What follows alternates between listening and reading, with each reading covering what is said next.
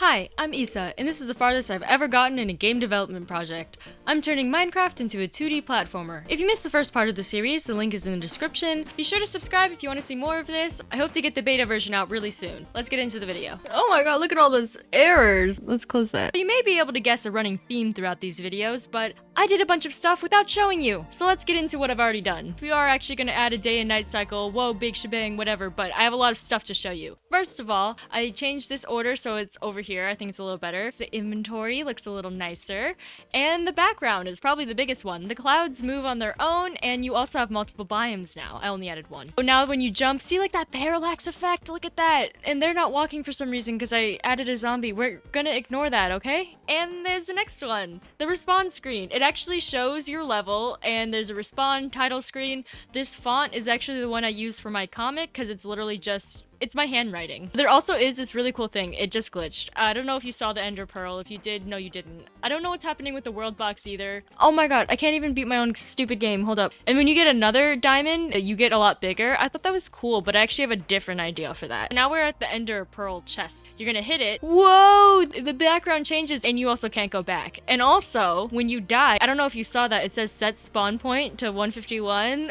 Kind of cool. It actually is your block. And then when you hit respawn, there's the Ender Pearl. It gives you an Ender Pearl, so that way it teleports you back to where you started. I thought it was cool. Don't judge me. And then we have these guys over here, obviously. I do need to add a day and night cycle, but clearly from that very small playthrough, there are a few things on the agenda before then. And also, if you remember last time, and if you don't, you should go watch the old video, because why are you watching it out of order? Just kidding, I do that all the time. But when you go to the nether, I did fix the ghast. I actually fixed it right after the video, which was kind of depressing, but like, juke him out, and he misses. I believe that is everything. Wow, that felt so short, but that literally took me all day yesterday. It's fine. It's mostly this thing that's giving me trouble. I don't know if you can tell, the respawn thing is kind of a mess right now. I just gave myself a million things to do, and then I forgot what I said. For some reason, the zombies aren't animating, and I don't know why. Let me see. He doesn't float. The walk animation for the creeper can just be like a walk animation. Like, it doesn't need, you know what I'm saying? Let me go to this zombie. There they are. And then they turn around. Cool, cool, cool. So, next order of business. So you may be wondering, Isa, why do you need to add a day and night cycle? It's a normal platformer. Here's the thing. I realized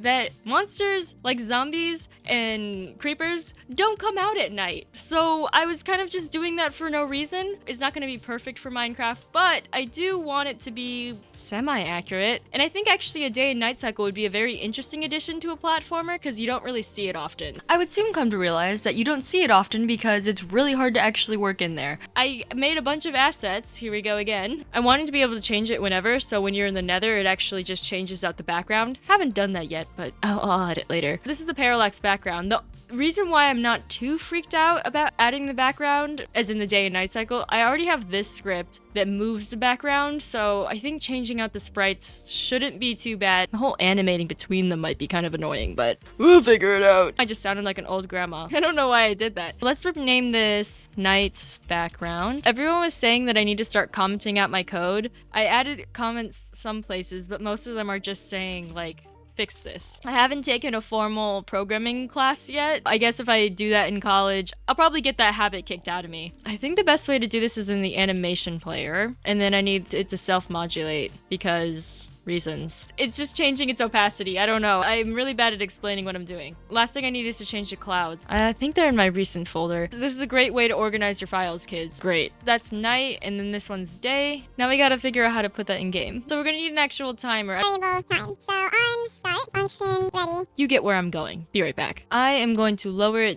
the time down to only... What just happened? Okay.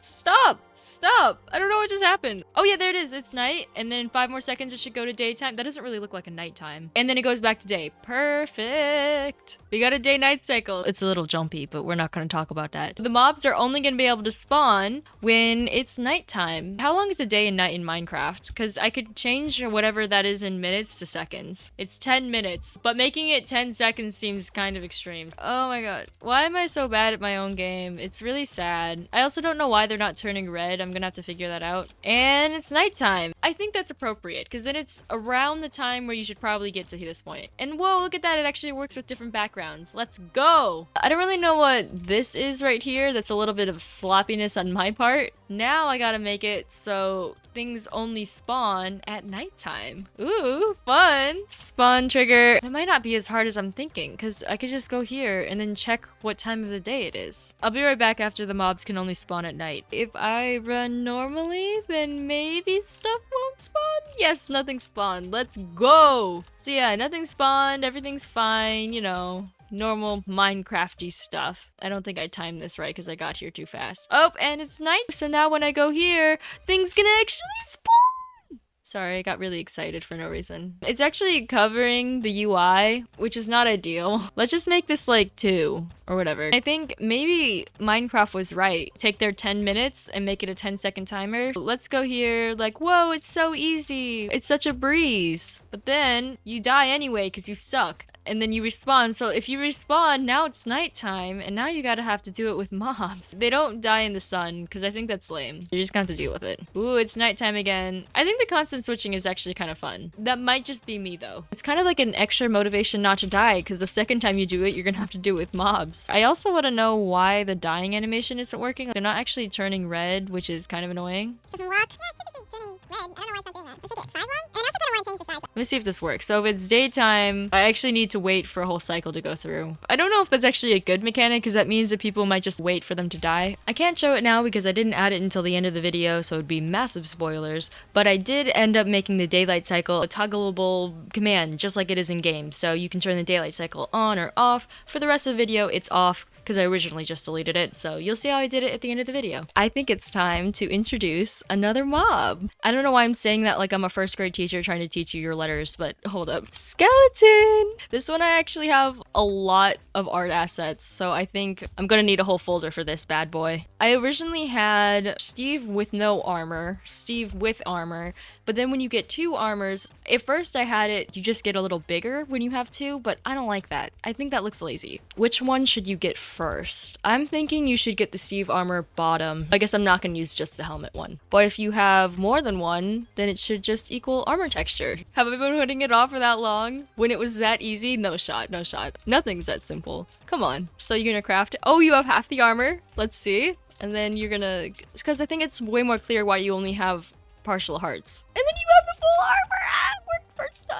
Yay! I'm so excited. I'm way more excited than I should be. And now we're gonna make the skeleton. It is very difficult to make something shoot in a 2D game. I'm gonna use some of the same script as the ghast, so hopefully that won't be so bad. It's really hard because you have to separate the top and bottom part of the skeleton or else it just like won't work. Oh crap, I didn't even upload the other half of the skeleton. I am gonna have to make an entirely new animation player for him. I think I might just do an animated sprite instead of a whole animation player just because I don't think it's lazy. I think it's genuinely like, why do the whole thing? I'm just gonna call it arms. The hit area, instead of being this, there needs to be some sort of advantage, right? Because I want you to actually be able to jump. So he shouldn't be hitting you if you're about to jump on his head. That makes sense. But if you get in his line of sight, you're kind of screwed. I might have to play with that spacing a little bit, but we'll figure it out. This whole thing is just gonna be me trying to merge the 2 scripts together. Chest, and the material is going to be, you're never gonna believe it, an arrow. Should I make it so the player can pick up the arrows? I feel like that's kind of complicated.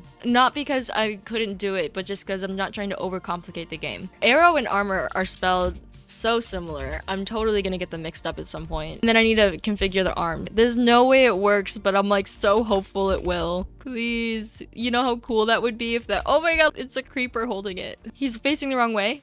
And then he shoots. You saw how close that was, right? Like I wasn't the only one who saw that. Item instance. What is it getting confused on? Material type, the material asset. So in the skeleton, should be an arrow chest. What is it getting confused on? Oh, I didn't. Let's see if this works. It does. Oh my god. So you saw that, right? You literally saw that. So the only thing is it's not actually like hitting the player, but you know, we can figure that out. I'm actually so shocked. I want to know why the arrows aren't working though. Why does it just walk through me? Skeletons can't hurt you though, right? They don't run into you and hurt you. Theoretically, you should be able to just run through them. So that is true. But I want to know why the arrows aren't hurting me. Don't tell me the ghast doesn't work anymore. Well, he just whiffed. Okay, I need you to actually hit me. Now I'm scared that the ghast isn't working anymore. So I'm gonna be really sad. You know how long I spent trying to get that stupid ghast to work? Okay, so wait, the blaze still works. Let's compare this 101 to the blaze and see what's going on.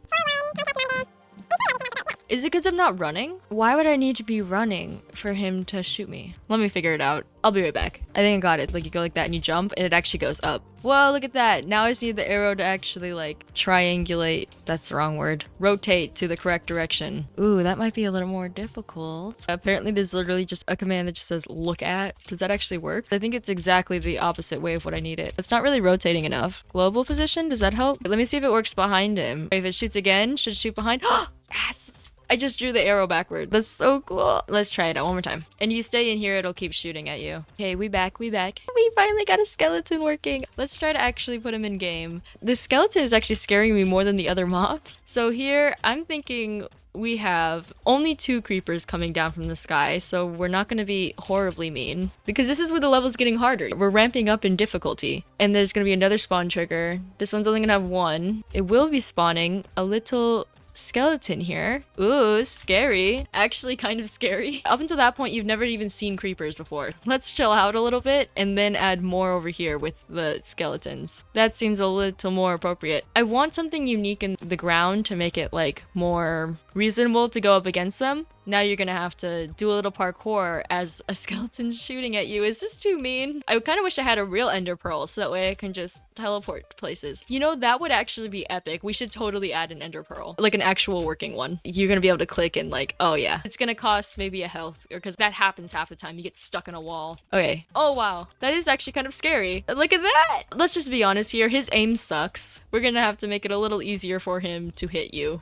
Just random thought here. We erase this entirely and put like a ladder here. Is that weird? So you ladder up. That makes so much more sense. Okay, so this is a ladder. Add child node. I spelled climbing wrong. Is climbing. Clicking. Usually in Minecraft, you walk into a ladder and then you hit W, right? Or do you hit space? I actually don't remember how a ladder works. It's so embarrassing. Okay, let me pull up Minecraft. Give me a second. We got the source material up. Let's get a ladder. Oh wow, there's different ladders now. Who knew? I don't even know how the first one works. You go forward and then you move up. Hitting shift keeps you in place. What makes you go down? Isn't there a key to go down? No, hitting shift makes you go like that. So forward makes you go up, but space also makes you go up. And then control or hitting shift makes you stay in place. Let me figure this out. Be right back. Not me thinking, oh wow, I'm halfway through editing this video, but I have all of this left. I have so much more to work with. Look at all this footage that I still have. Nope. This entire hour-long recording, all of it is me trying to figure out the ladder. I really doubt you want to watch that for an hour straight. So we're gonna cut to like here. I've done it. So this is W, holding W, and it works the same way.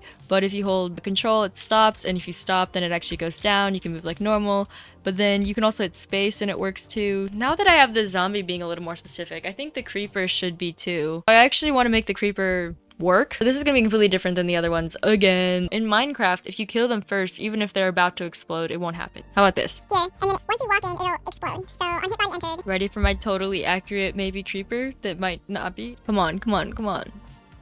It doesn't even care. Oh no. I'll figure it out. Give me a second. I think I'm gonna make 2 different areas. So one when he starts to explode and one how close you actually have to be for him to hurt you. Okay, I got it. There's a space where you can like remain like right here.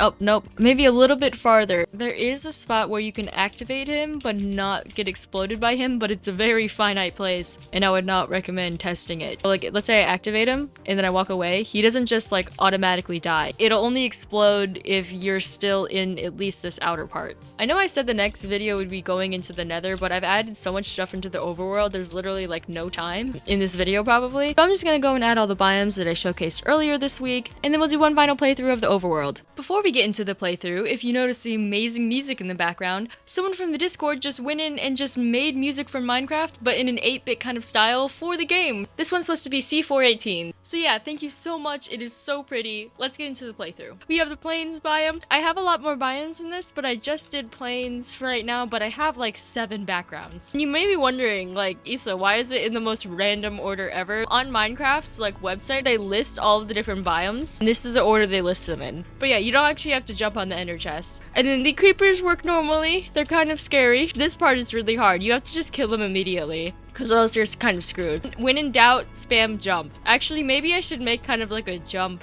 cooldown. This part is probably the hardest. I've never gotten through that part without losing armor. I'm also going to make it so that way at the end of the level, any extra armor you have is converted into experience and therefore like levels. This part is really cool. Look at that. Okay, we're good. We good. Get up. I panic a lot. And then you get to the very end and then you're all done. This is the end of the video. This is all I got. Next video, the first thing I'm going to work on is a title screen because I definitely want to make one of those. I hope you enjoyed the video. I think that first level of the plains biomes, it went really well and I might want to make a more fun ending. Thank you so much for watching. These are all the members. Thank you so much to them and I'll see you next time. Bye! Yo, what's up? I'm Issa, and this is the longest I've ever gotten. That sounds like a weird rap. What the heck? What's up? I need a cool YouTube intro, and I don't have one, and I'm sad. I'm Issa, not Lisa.